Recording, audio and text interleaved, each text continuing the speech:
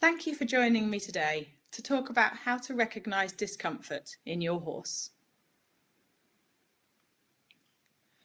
Just to introduce myself briefly, I'm Sue Palmer. I'm an ACPAT and RAMP registered Chartered Physiotherapist. ACPAT stands for the Association of Chartered Physiotherapists in Animal Therapy, and RAMP stands for the Register of Animal Musculoskeletal Practitioners.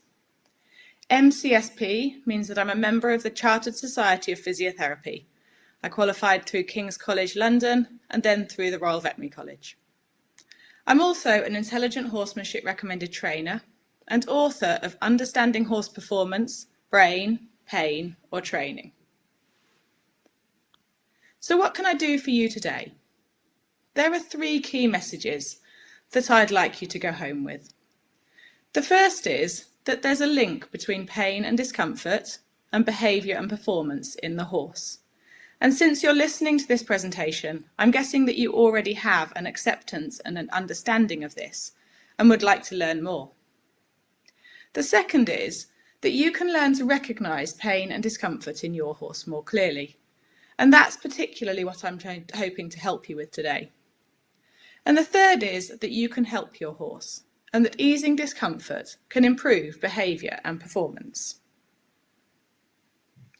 We'll start by talking about Lola. And Lola is a case study in my book Brain, Pain or Training. You can see from the first 2 pictures that she was a happy, willing and competitive mare.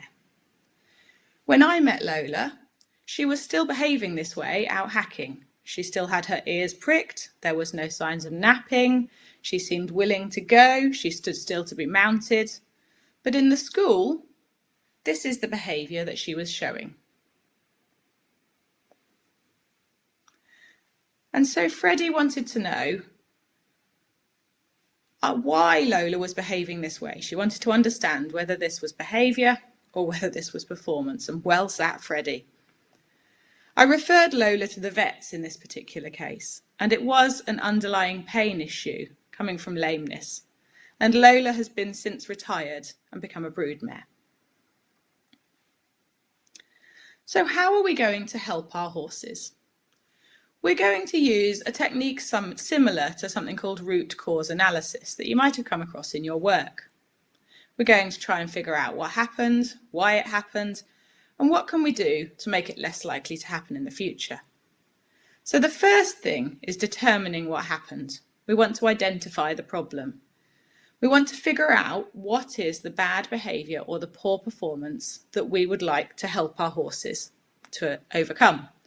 And that bad behaviour or poor performance doesn't have to be that your horse is chucking you off or that he's refusing all of the fences.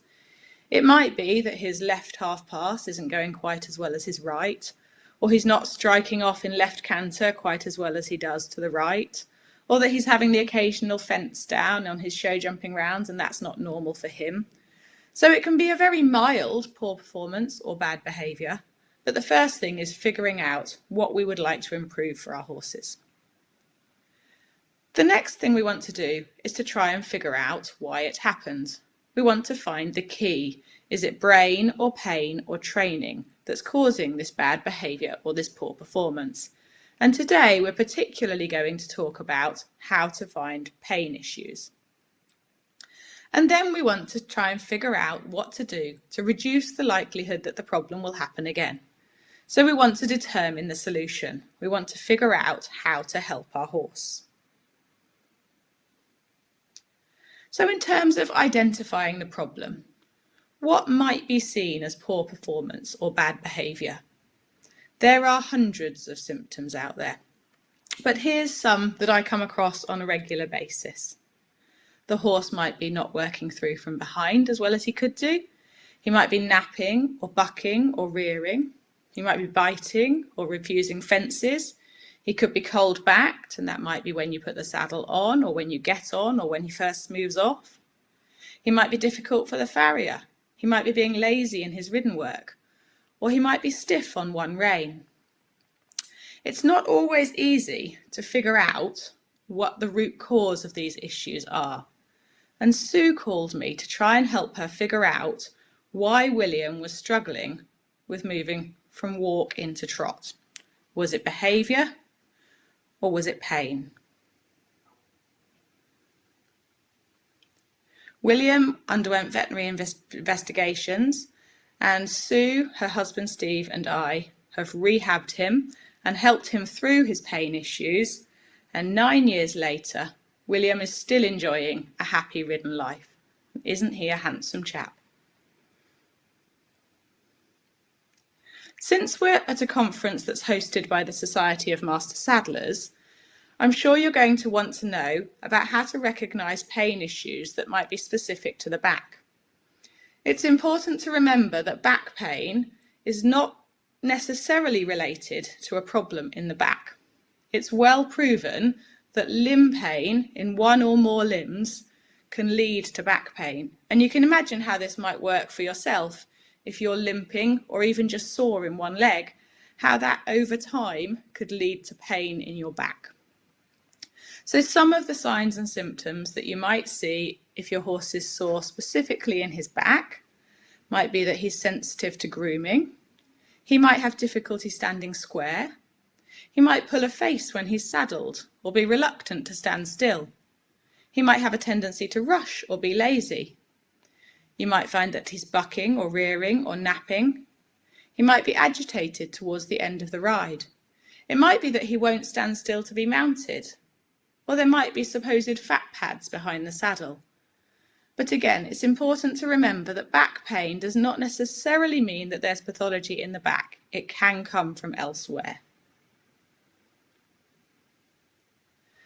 So once we've decided what the problem is, we need to find the key. We need to try and figure out what do we need to sort out to help our horse to overcome this problem. So today, specifically, we're looking at pain. And pain is fairly easy to define in this context. The problem is that the horse is in pain or discomfort.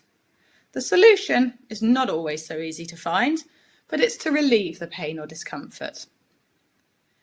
In terms of brain and training, I've described brain as the problem being that the horse is taking advantage of the rider or the handler, and the solution being to train the rider or the handler.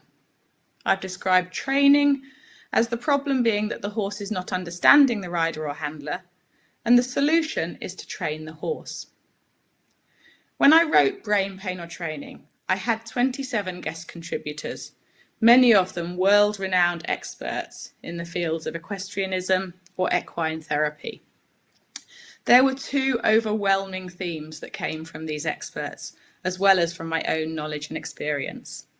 The first one is first assume pain. So when you're looking to try and figure out what might be causing bad behaviour or poor performance, first of all look for pain.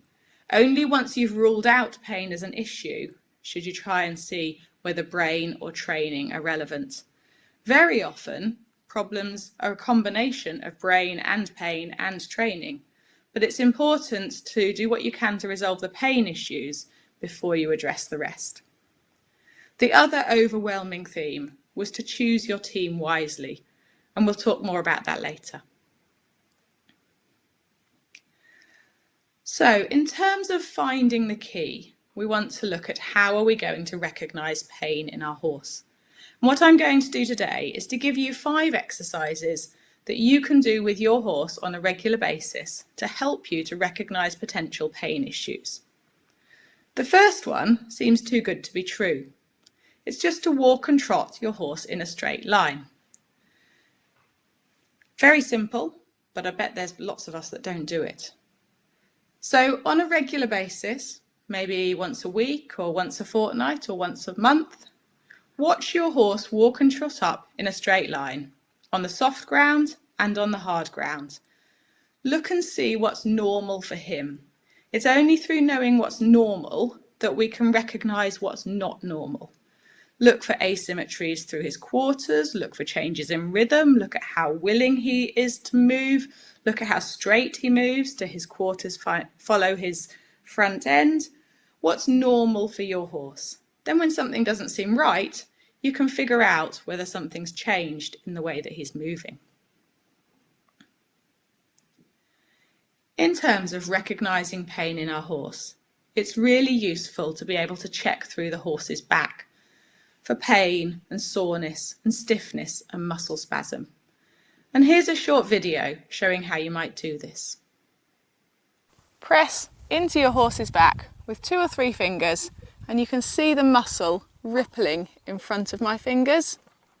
The muscle should feel soft, like Play-Doh, from start to finish. Go with the hair, go against the hair. It should feel just the same, whether you're going with or against the hair. And then zigzag, slowly but firmly, through the muscle along your horse's back. And you should see that muscle rippling all the way along. If your horse moves away from you, arches against you, or the muscle feels hard under your fingers, then call your local chartered physiotherapist to have a look and see if there's something that needs addressing. So some questions that commonly come up about checking the back are, is it okay to go against the hair? Doesn't that make the horse sore anyway? The answer is no, it doesn't make the horse sore. Yes, it is okay to check against the hair. You're feeling for the muscle, not for the hair. And unless your horse has got really long and matted hair, then you should find that checking through his hair, against the direction of the hair, is just as comfortable as going with the direction of the hair. The next is, why do we go for both directions and why do we go for zigzagging as well? And the answer to that is that you're checking through different fibres, different muscle directions, so you'll get different reactions depending on what is sore. The next is, do I need to move slowly? And the answer is yes, you do need to move slowly in that check.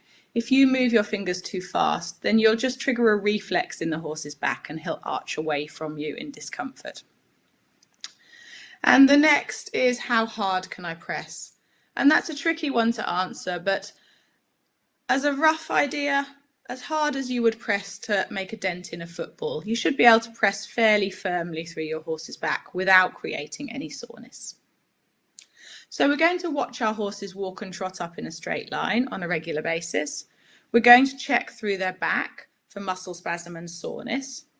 The next exercise that we're going to look at is checking for hypersensitivity. And here's a short video showing how you might do this. If your horse is sensitive to touch inside his ear, that's an indication of hypersensitivity that might be related to muscle spasm through the poll, which would affect your horse's performance and way of going. To assess for this, simply cup your hand around the base of your horse's ear and lightly and briefly stroke with your thumb inside his ear. If there is any reaction from your horse, then contact your local vet or chartered physiotherapist for further assessment. So the question that comes up most commonly about this is, why does your horse become reactive to touch inside his ear? Why does he become hypersensitive? And the reason is that when you get tension through the poll, it irritates the nerve that provides sensation from the ear, and that's why your horse then gets reactive to touch. So we're going to watch our horse walk and trot up in a straight line on a regular basis. We're going to check through his back for muscle spasm and soreness. We're going to check for hypersensitivity by lightly stroking inside his ear. The next exercise we're going to look at is doing a tight turn in walk. Your horse should be able to cross his left hind under his right as easily as he's able to cross his right hind under his left. And you can assess this using a tight turn in walk.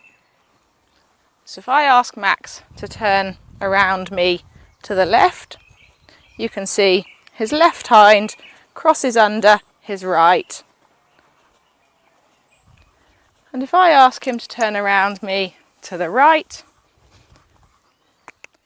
you can see that his right hind crosses under his left, and that they do so in a fairly similar fashion from left to right. There's a pretty similar range of movement there. If this is not the case for your horse, if on one rein he crosses his leg like this and the other rein he moves by stepping across like this, then I suggest that you contact your local vet or chartered physiotherapist for further assessment. So we're going to watch our horse walk and trot up in a straight line on a regular basis. We're going to check through his back for muscle spasm and soreness. We're going to stroke lightly inside his ear to check for hypersensitivity. We're going to ask him to do a tight turn in walk and see if he can step his right hind under his body in a similar fashion to how his left hind steps under his body. The last exercise I'm going to talk you through today is baited stretches. One of the ways that you can determine your horse's flexibility and his ability to work to the left compared to the right is through carrot stretches. And I'm keeping myself safe here by popping my hand inside a cardboard cup with the carrot poking out the bottom of the cup. What I want Max to do is to stretch round towards his hip.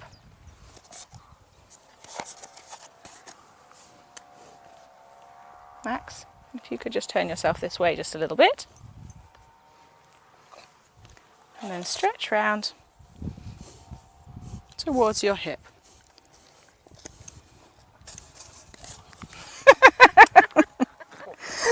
And what I'm aiming for is to see whether the horse can move as far to the left as he can to the right. If he can't, then that's a suggestion that perhaps it's worth asking your local vet or your local chartered physiotherapist to take a look for a further assessment. So we're going to watch our horse walk and trot up in a straight line. We're going to check through his back for muscle spasm and soreness. We're going to stroke lightly inside his ear to check for hypersensitivity. We're going to ask him to do a tight turn in walk and see if he can step his right hind under his body, the same as he can step his left hind under his body. And we're going to do baited stretches, where we see whether our horse can bend to the left as well as he can to the right, and vice versa. So these are all exercises that we can do with our own horses on a regular basis. And I wanted to take a few minutes to introduce you to the Ridden horse pain ethogram, which is a way of recognising pain in the ridden horse. So this is an evidence-based assessment. The Ridden horse pain ethogram comprises 24 behaviours, the majority of which are at least 10 times more likely to be seen in lame horses compared with non-lame horses. So what that means is that the Ridden horse pain ethogram is basically a list of 24 behaviours. And of this list of 24 behaviours, most of them are at least 10 times more likely to be seen if the horse is sore compared to if the horse is not sore. The observation of 8 or more of these 24 behaviours is likely to reflect the presence of musculoskeletal pain. And this is a really important point. Of this list of 24 behaviours, it's if you see 8 or more of them in a ridden session that the suggestion is that there's soreness in the horse that warrants further investigation. It's not if you see 1 or 2 or 3 of the signs. The evidence suggests that it's 8 or more of these 24 behaviours that suggests that the horse might be sore. The Ridden horse pain ethogram is a powerful tool for the assessment of ridden horses and the identification of likely musculoskeletal pain. So the exercises that I talked you through just now were great for working with your horse on the ground, and the Ridden horse pain ethogram is great for assessing ridden horses.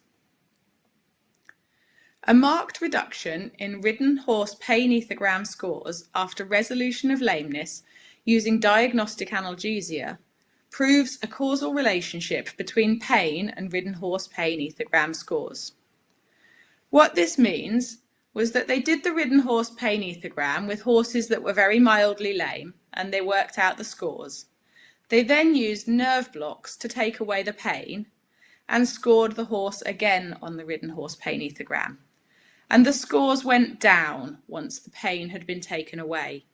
So this proves that there's a relationship between pain and the Ridden horse pain ethogram scores. Tight saddle tree points, the rider sitting on the caudal third of the saddle, and rider weight may influence Ridden horse pain ethogram scores. So if the saddle isn't fitting properly, if the rider's sitting in the wrong part of the saddle, or if the rider's weight doesn't suit that particular horse, then that might influence his score.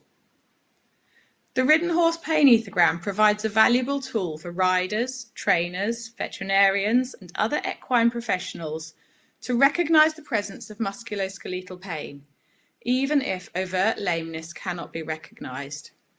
And this is a really important point. We have clinical and subclinical lameness. So we have a lameness that can obviously be seen, and then we have lots of lamenesses that cannot obviously be seen.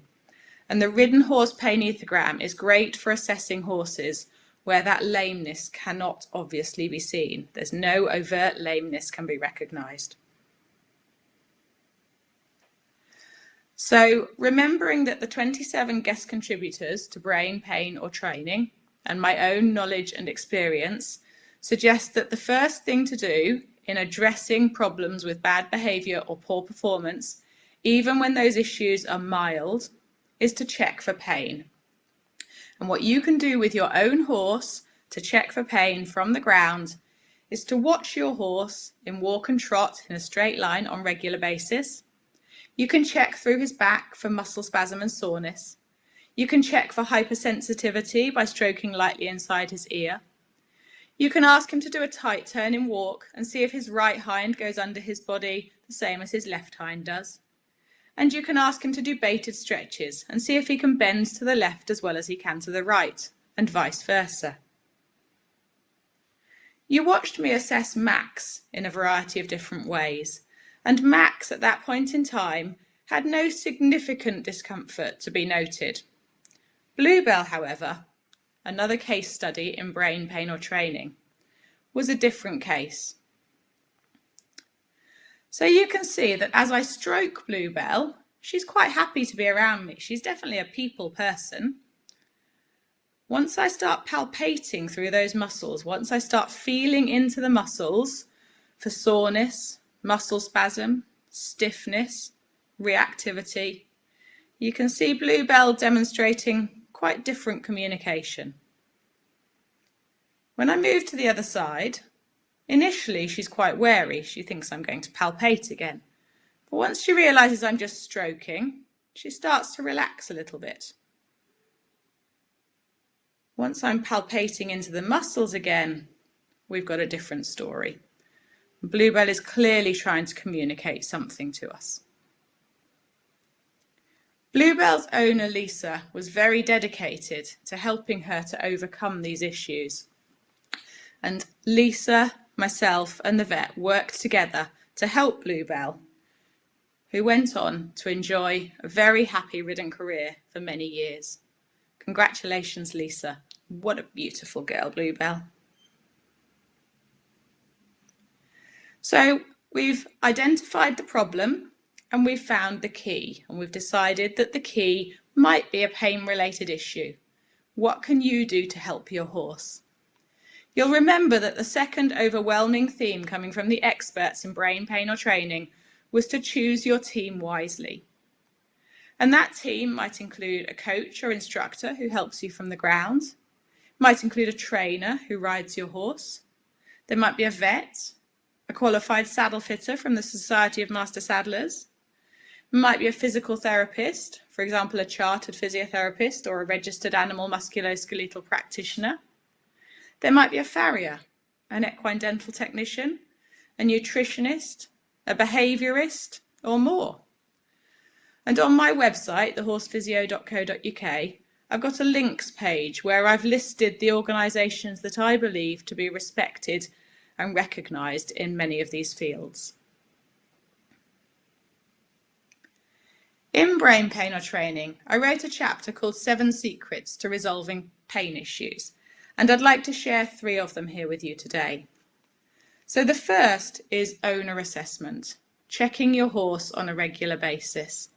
And that's the 5 exercises that we've looked at today. There are 5 more in brain pain or training, and there are 2 for free on my website.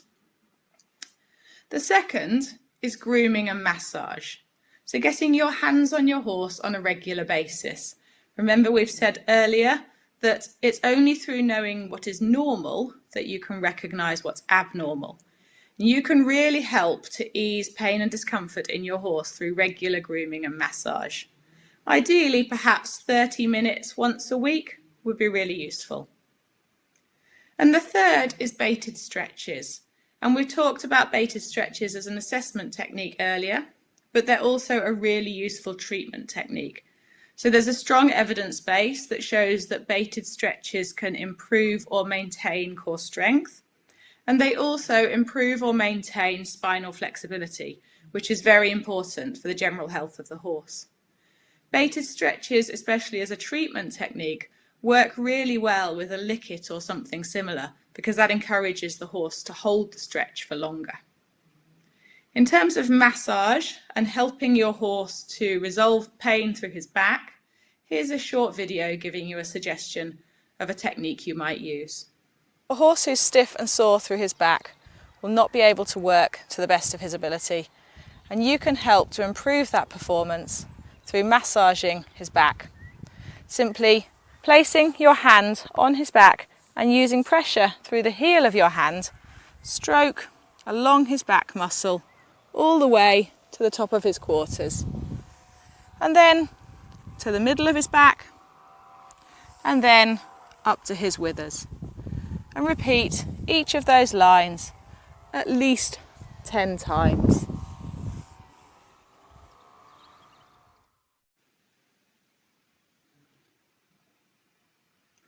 So in conclusion, you are your horse's best expert, and it's up to you to choose your team wisely, the team that will support both you and your horse. I strongly believe that raising awareness of the concepts of brain, pain or training will improve horse welfare throughout the world, and I hope that you'll join me in spreading this message. To summarise and to return to the 3 key messages that we mentioned at the beginning, there is a link between pain and discomfort and behaviour and performance in the horse. You can learn to recognise pain and discomfort in your horse more clearly, and I hope that the techniques that I've given today will help you with that. And you can help your horse.